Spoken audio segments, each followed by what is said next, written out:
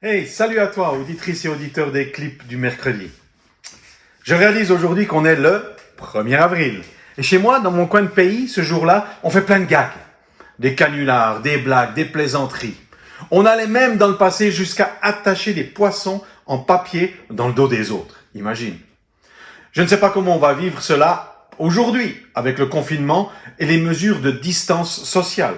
On verra bien ce soir. Je me suis demandé, d'où est-ce qu'elle vient, cette histoire de poisson d'avril? En tous les cas, ce n'est pas à cause de l'ouverture de la pêche qui, elle, a lieu le 1er mars. En cherchant, j'ai constaté qu'il y avait toutes sortes d'origines possibles, mais rien de vraiment sérieux. Éventuellement une légende antique grecque qui, pour vénérer le dieu du rire, quelque temps après le solstice du printemps, faisait de la sorte. Alors je me suis dit, je vais inventer moi-même l'origine du 1er avril, puisqu'aujourd'hui, tout le monde raconte n'importe quoi et essaye de le faire à n'importe qui. Puisque même les journaux et la télé vont se laisser prendre au jeu. Allez, je me lance. Le symbole d'un poisson, durant les premiers siècles de notre ère, fut le signe du rassemblement des chrétiens. Ils l'utilisaient afin d'éviter d'être surpris et d'être emprisonnés. Même si leur service du prochain et leur engagement fut un exemple durant les épidémies des premiers siècles. Je vous propose donc, comme origine du 1er avril, un poisson chrétien antique.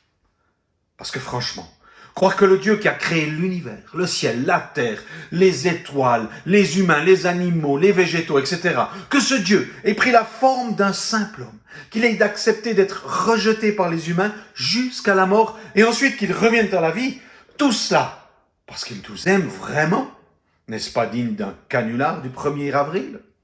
Pourtant, apparemment depuis 2000 ans, des millions de gens affirment que pour eux, c'est pas un poisson d'avril, mais bien l'expérimentation d'un changement de vie réel.